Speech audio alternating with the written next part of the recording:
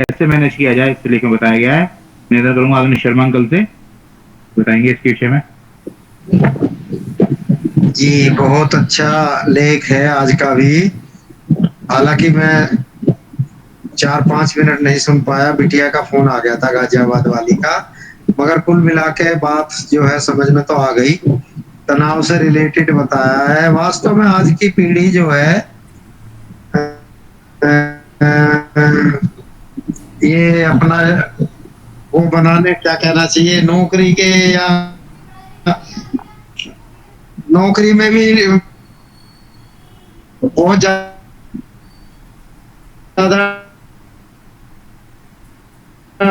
तनाव है।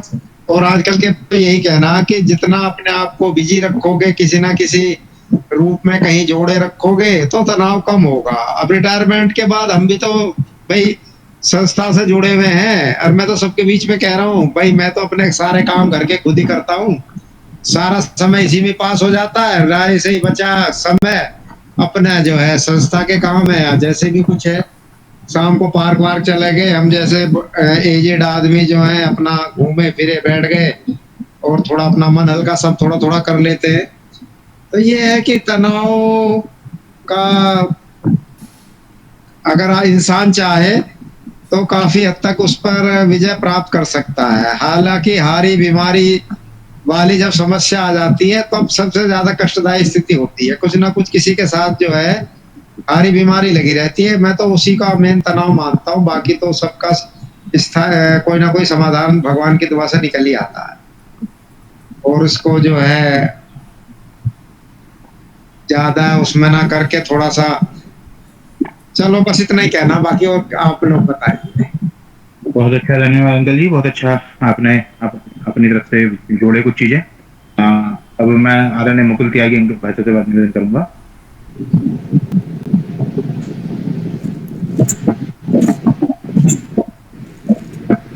तनाव के बारे में इसमें अच्छा इन्होंने दिया, पहले तो कारण ही दिए कि भाई लगातार आदमी के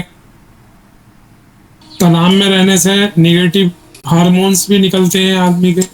कहीं पॉजिटिव, अगर आपके अंदर पॉजिटिविटी रहेगी, आप अंदर से प्रसन्न होंगे तो तनाव कम रहता है। और अगर आप अंदर से ही खुश नहीं है तो एक तो सबसे पहले अपनी जीवन शैली का सुधारने की बात है। सबसे पहले तो आदमी अन्न से ही शुरुआत करता है कि पहले वो अपने स्थूल शरीर में जो अन्न की बात की जाती है, भाई अपने खान पान में उसका सुधार हो। आप समय से उठना, समय से सोना, इन सब चीज़ों को सिस्टमेटिक वे में जितना आदमी ज़्यादा करना सीख जाएगा, उतना इसका प्रबंधन अच्छा हो जाएगा, उतना ही वो तनाव से कम रहेगा, तनाव उस पर हावी नहीं होगा और वो अपने काम को आराम से कर सकता है। लेकिन जैसे ही चीज़ों में हार्मनी खत्म होगी, अगर आपका बैलेंस ये खत्म होगा, कोई भी चीज़ बैलेंस में नहीं रहती, तो वो दिक्कत ही दिक्कत पैदा कर देती है। क्योंकि आज के दौर में ऐसा भी कमी है कि आदमी जो है किसी तनाव से ना बच जाए, क्योंकि जीवन जो है भागदौड़ भरा है, जीवन की शैली ऐसी हो गई, पहले जैसी नहीं है। आप अक्सर 25-30 साल पहले में बहुत अंतर आ चुका है।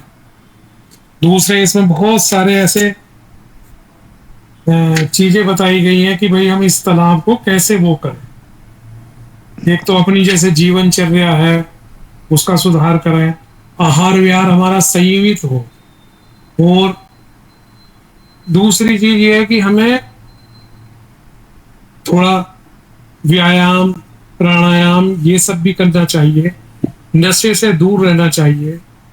और मोबाइल का आज की दुनिया में सबसे बड़ा ड्रॉबैक ये हो गया, जो सबसे कुछ तो जरूरी बनी गया लोगों के हिसाब से, लेकिन जो दूसरा हम देख रहे हैं कि आज सबसे ज्यादा जो है आदमी लाइफ में डिस्टर्ब भी इसी मोबाइल से है।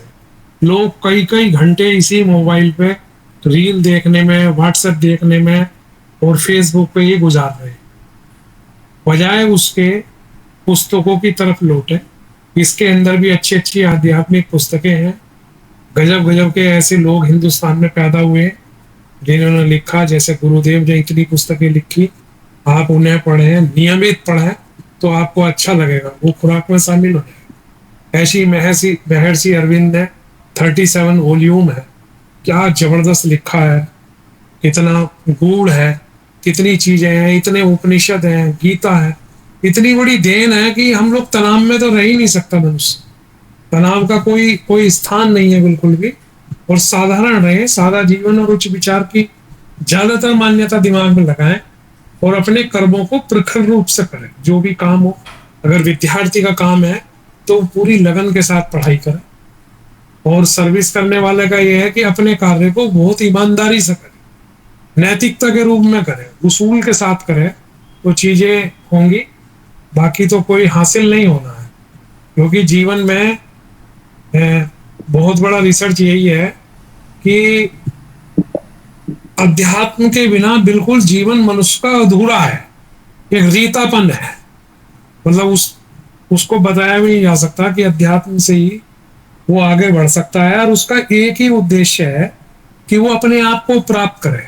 सेल्फ रियलाइजेशन जीवन की एक बहुत बड़ी चीज है, और उसको हासिल करे। महर्षि अरविंद का पूरा साहित्य इन्हीं चीजों पर है, बड़ा बड़ा गूढ़ है उनका, सब कुछ लिखा हुआ है।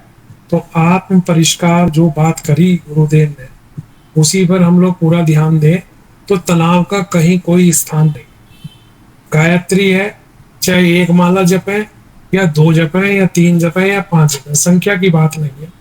जितनी देर पूजा पद्धति का इस्तेमाल हो उतना बिल्कुल शांत मन से और चेतना को ऊपर ले जाकर हो, पूरी स्थिति चेतना की बहुत हायर लेवल पे हो, तो उसका जीवन में प्रभाव पड़े। और जीवन में ये प्रभाव धीरे धीरे पड़ता है, और उसी से तनाव का तो फिर मतलब ही नहीं रहेगा। अगर आप इस स्पिरिचुअलिटी को प्रायोरिटी देंगे तो तनाव का कहीं कोई स्थान नहीं है।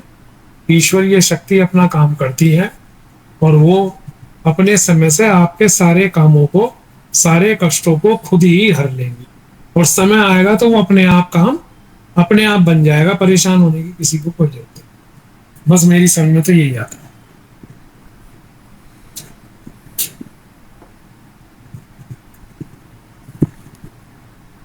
आगे करें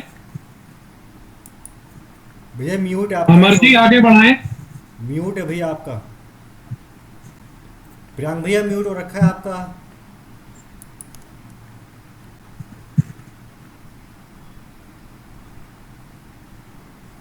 धन्यवाद मुकुल भाई साहब। निवेदन है मनु दीदी से, अगर वो बोलना, हाँ, अपने विचार रखेंगी मनु दीदी। मनु दीदी नहीं बोल रही थी, हिते हिते आएगी जी।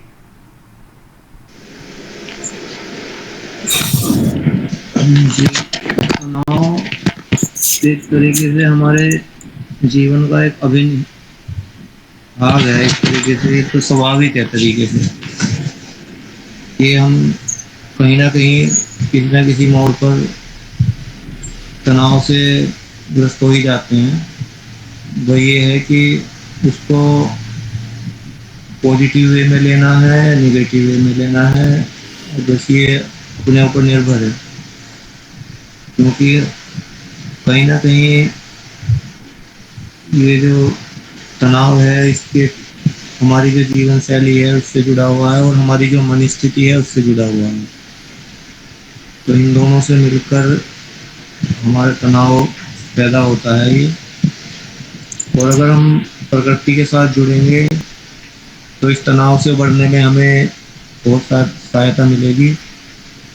प्रकृति के साथ हम तालमेल बैठाएं, तभी इसका अच्छे तरीके से प्रबंधन होगा, तभी हम जो है तनाव से मुक्ति पा सकते हैं। और इसके लिए बहुत सारी चीज़ें हैं।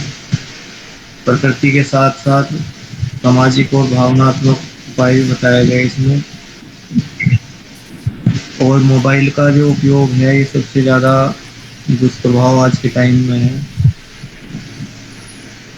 तो ये इन चीज़ों से बचकर हम जो है तनाव को वो कर सकते हैं। धन्यवाद भैया। देखिए, बहुत अच्छा लेख है। मैं भी तनाव से, बहुत डिप्रेशन की बहुत गहरी अवस्था से गुजर निकला हूँ पिछले 12-13 साल पहले, और 5-6 साल एक कंटिन्यू उस प्रोसेस में रहा। इसमें लिखा है लक्ष्य वो किसी अपने के गुजरने से, किसी अपने के खो देने से, पहला लक्षण लिखा हुआ है। तो उस कारण में गया था इस डिप्रेशन में, और निकला भी मैं जो जो कारण जो जो लिखा है इसके अंदर, तो सब कुछ देखिए, स्वाध्याय करने का जो लत लगी है वो उसी से, उस स्वाध्याय ने बाहर निकाला, स्पिरिचुअलिटी ने बाहर निकाला, नेचर के साथ जुड़ने ने बाहर निकाला, सोशलाइज होने ने बाहर निकाला, है ना। और आपको जितना आप उसको अपने जीवन को, आहार को, विहार को, अपने शेड्यूल को जितना पॉजिटिविटी से, पॉजिटिव लोगों से, सत्संग से, साधना से, स्वाध्याय से जोड़ेंगे, सेवा से जोड़ेंगे, उतना आपसे तनाव दूर रहेगा, आप खुश रहेंगे, प्रसन्न रहेंगे। और जितना आप सोचेंगे अरे यार हम लालची बन जाएं, हम कुछ ना करें, सेवा ना करें, स्वाध्याय ना करें, क्या रखा है स्वाध्याय में, तो खाओ पियो ऐश करो, वही मिसमैनेजमेंट, खूब मोबाइल पे समय खराब करो अपना, खूब गॉसिप करो, वही गॉसिप आपको अकेलापन की ओर ले जाते हैं और दिशाहीनता की ओर ले जाते हैं, और आपके पेट में दर्द, आपके छाती की धड़कनें तेज, आपका पाचन तंत्र बिल्कुल समाप्त, अल्सर, कैंसर, केवल आपके तनाव होने के कारण, केवल आपकी नेगेटिविटी के कारण वो आपके अंदर डेवलप हो जाते हैं। तो इससे बचना चाहिए। दूसरा एक होता है तरीका पॉजिटिव लेने का, तनाव अच्छा है क्योंकि इसमें लिखा है ना, या तो फाइट और फ्लाइट, है ना, या लड़ो, तनाव से लड़ो, उस तनाव को चैलेंजिंग फॉर्म में ले लो कि अगर ये तनाव आया है तो इस तनाव के कारण मैं और जागरूक हो जाऊंगा, और अच्छा कार्य करूंगा, और मेहनत करूंगा, तो आपको तनाव से मुक्ति मिलेगी और लक्ष्य तक आप जल्दी पहुंच जाएंगे। तो तनाव भी अच्छा है क्योंकि कुछ दाग अच्छे होते हैं ना, तो ऐसे कुछ तनाव भी अच्छे होते हैं। तो मैं निवेदन करूंगा अमर जी से, एक लेख और पढ़ दें छोटा सा।